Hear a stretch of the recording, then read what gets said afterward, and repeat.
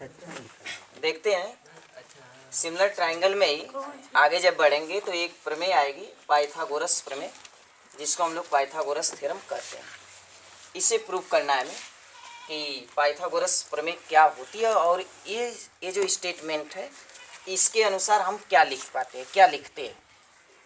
देखो बच्चों, जो पाइथागोरस प्रमेय होती है वो ये कहती है, जो इसका स्टेटमेंट है, किसी भी समकोण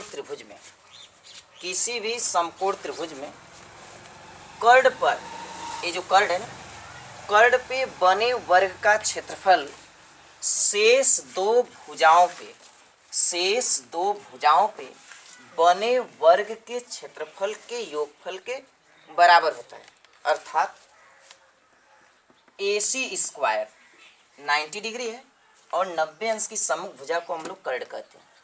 तो ये जो कर्ड है इसका स्क्वायर कर दीजिए, ये इक्वल होगा, बराबर होगा किसके, शेष दो जो भुजाएं बच गई हैं, अर्थात BC स्क्वायर अब प्लस का AB स्क्वायर। ये चीज़ आपको प्रूव करनी है। जो पाइथागोरस थ्योरम होती है, जो इसका स्टेटमेंट होता है, यही कहता है कि किसी भी समकोण त्रिभुज में कर्ड पर बने वर्ग का जो एरिया होगा वो इक्वल होता है शेष दो भुजाओं पे बने वर्ग के क्षेत्रफल के योगफल के बराबर होता है। इस स्टेटमेंट को हमें प्रूव करना है। तो प्रूव करने के लिए बच्चों करते क्या है, हम ये जो पॉइंट B हमारा दिख रहा है, यहाँ से इसकी जो अपोजिट साइड AC है, इस AC पर एक परपेंडिकुलर लंब खींच देते हैं। ये हमारा BD जो है, ये BD इस AC पे लंब है, अर्थात आप इसको लिखोगे BD परपेंडिकुलर टू AC। एक कंस्ट्रक्शन है, एक रचना होगी, ऐसा आप कार्य करोगे। अब चलिए हम प्रूफ की बात करते हैं कि इसको प्रूफ कैसे किया जाए, क्या करें कि ये चीज़ हमें मिल जाए। ऐसा लाने के लिए बच्चों क्या करते हैं कि जो अपना होल ट्राइंगल है, अर्थात ABC, इस ट्राइंगल की बात कर लेते हैं। इस ट्राइंगल में चलेंगे और इस ट्राइंगल के साथ ये जो ट्राइंगल BDC दिख रहा है ना, इस ट्राइंगल में चलिए। तो इस ट्राइंगल का शेप कुछ इस हिसाब से, इस टाइप है। यहाँ पे DCD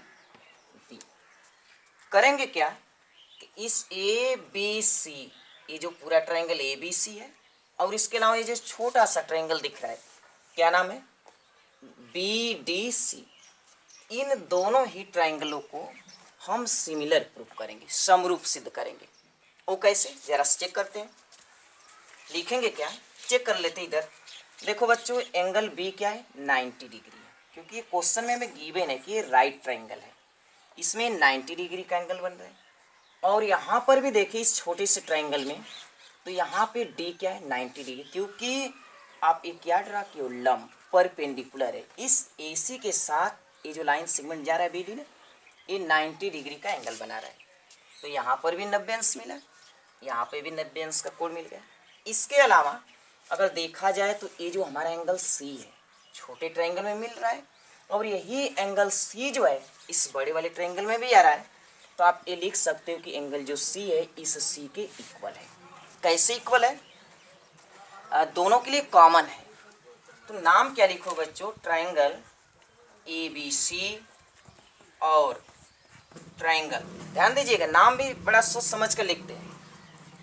यहाँ पर अगर बात की जाए तो एंगल B किसके इक्वल है, D के। तो यहाँ पर देखो B है ना बीच में, तो आप B के प्लेस पर क्या लिखोगे, D। C किसके इक्वल है, C के, कॉमन था। तो ये जो C है, C की जगह आप C लिखो, बच गया A ना, तो A के प्लेस पर आप क्या लिखोगे, B। इन दोनों त्रिभुजों में आप चलेंगे। चलने के बाद क्या होगा, नाम लिखने के बाद आप लिखोगे एंगल B इक्वल टू, इस ट्राइंगल का जो एंगल B है इस ट्राइंगल के एंगल D के इक्वल है। तो angle B equal to angle D, bracket में क्या लिखेंगे, रीजन देते हैं ना, ज्योमेट्री में रीजन देना पड़ता है। तो ये दोनों ही 90 डिग्री के हैं। तो आप लिख दोगे कि प्रत्येक 90 अंश का, या प्रत्येक कोण 90 अंश का है, या प्रत्येक समकोण हो गया। Angle C equal to angle C क्या है, angle C equal to angle C, कैसे, कॉमन या फिर उभयनिष्ठ है, दोनों के लिए एंगल सी कॉमन है। हमको क्या पता है कि जब एक त्रिभुज के दो एंगल दूसरे त्रिभुज के दो एंगल के बराबर हों तो वे दोनों ही त्रिभुज क्या कहलाते हैं? समरूप होते हैं। अर्थात अब हम लिख सकते हैं कि triangle A B C similar है ट्रायंगल बी डी सी के। ये दोनों ही त्रिभुज समरूप होंगे। क्यों? क्योंकि इस त्रिभुज का दो कोण और इस त्रिभुज का दो कोण आपस में इक्वल है। तो जब ये दोनों त्रिभुज समरूप हो जाएंगे तो समरूप का मतलब क्या होता है कि इनकी संगत भुजाओं का जो रेशियो होगा वो आपस में बराबर आएगा। अर्थात आप लिखोगे A B upon B D equal to B C upon D C equal to A C upon B C, इतना लिख सकते हैं। ठीक इसी प्रकार मैं इसको रब कर देता हूँ। ठीक इसी प्रकार क्या करेंगे, इसी बड़े वाले ट्रायंगल के साथ ए बी सी के साथ अब हम इस ट्रायंगल को लेते हैं। इस ट्रायंगल को, इसका शेप कुछ इस टाइप है।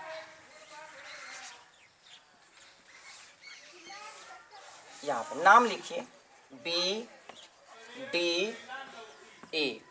ये 90 डिग्री का एंगल यहाँ पर बना हुआ, चूंकि इधर 90 डिग्री है ना तो ये भी इधर 90 डिग्री का ही होगा। अब क्या करते हैं कि इन दोनों ट्रायंगलों को भी सिमिलर प्रूव करते हैं। मतलब इसी बड़े वाले के साथ एक बार इस छोटे वाले को और इसी बड़े वाले ट्रायंगल के साथ एक बार इस छोटे वाले ट्रायंगल को सिमिलर प्रूव करेंगे। तो क्या देखते हैं कि यहाँ पर एंगल बी इस एंगल डी की इक्वल है। रीजन, दोनों ही ट्रायंगल 90 डिग्री के। और देख पा रहे कि जो एंगल ए है, देखो इस ट्रायंगल में मिल रहा है एंगल ए और ये जो होल ट्रायंगल है इसमें भी आपको ए मिल रहा है। तो ये दोनों के लिए क्या है? कॉमन। अभी क्या मिला कि ये जो ट्रायंगल ए बी सी है इसके दो कोण, दूसरा जो ट्रायंगल दिख रहा है इसके दो कोणों के बराबर है। तो क्या कह सकते हैं कि फिर से दोनों ही ट्रायंगल सिमिलर हो गए, समरूप बन गए। अर्थात अगर लिखना चाहें तो लिखेंगे त्रिभुज ए बी सी और त्रिभुज ए डी बी में ऐसे क्या क्या लिखेंगे? वही बात, कोण बी किसके इक्वल है बच्चे? डी के। कैसे? प्रत्येक समकोण है, दोनों एंगल 90 डिग्री के। Angle A equal to angle E, कैसे? कॉमन, उभयनिष्ठ। तो क्या मिला कि इस त्रिभुज के दो एंगल और इस त्रिभुज के दो एंगल के बराबर है। तो जब एक त्रिभुज के दो कोण दूसरे त्रिभुज के दो कोणों के बराबर होते हैं तो इन दोनों त्रिभुजों को क्या कहा जाता है?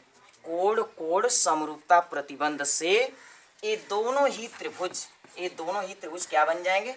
सिमिलर बन जाएंगे। ए बी सी समरूप है त्रिभुज ए डी बी के।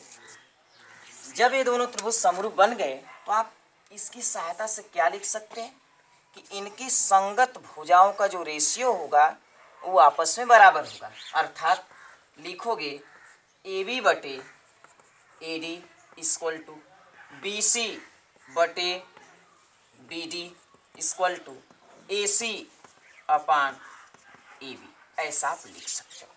क्लियर? इतनी बातें हुई। अब आगे हम बढ़ते हैं, तो रब कर देते हैं। अब ध्यान देना, इसको आप इक्वेशन नंबर फर्स्ट या स्टेटमेंट फर्स्ट लेट कर लेना, इसको सेकेंड लेट करना। करना क्या है, आपको लाना क्या था? हमें लाना क्या है? ए सी चाहिए, बी सी चाहिए और ए बी चाहिए। लेकिन कहीं पर भी क्या इस बी डी का जिक्र इसमें किया गया है? नहीं किया गया है। तो ये मान कर चलो कि इस बी डी की अब हमें कोई ज़रूरत नहीं है।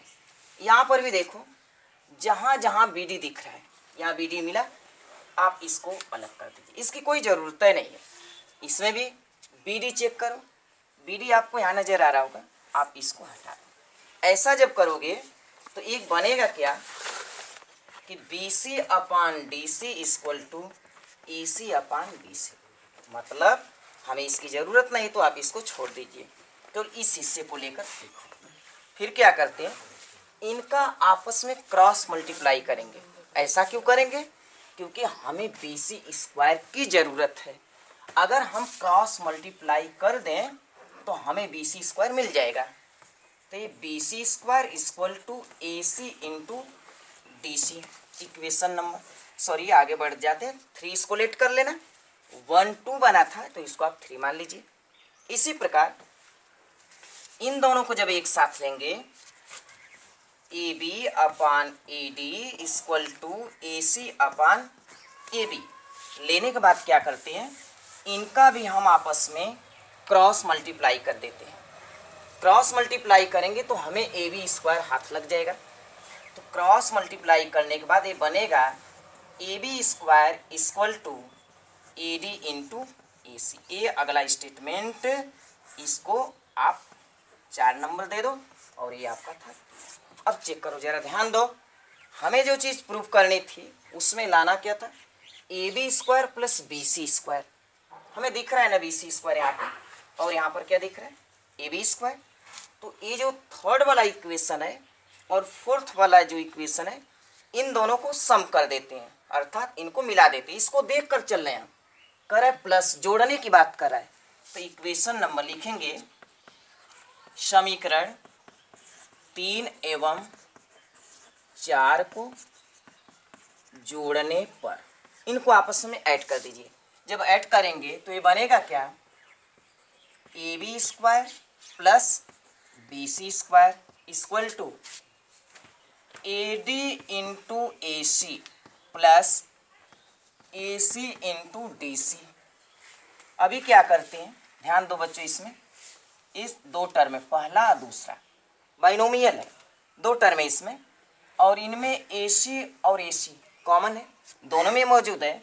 तो ए सी आप कॉमन ले लो, बचा क्या, ए डी प्लस और यहाँ से D C, A C into, जरा चेक करो, A D plus B, A D plus D C मिलकर क्या बनेगा, ये अपना ए डी है और ये क्या है, डी सी। अगर इन दोनों को मिलाते हैं, ऐड करते हैं, जोड़ेंगे तो क्या बन जाएगा, ए सी बनेगा कि नहीं बनेगा, बन जाएगा। तो आप इनके प्लेस पर यहाँ पर क्या लिख देते हैं, A D plus D C के प्लेस पर फिर से आ गया ए सी, और ए सी का ए सी में जब मल्टीप्लाई होगा तो ये बन जाएगा ए सी स्क्वायर ना। यही बात हमें प्रूफ करनी थी। लास्ट वाली लाइन लिख दीजिएगा, A B square plus B C square equal to A C square. इस प्रकार जो पाइथागोरस थ्योरम है ये प्रूव्ड हो जाती है।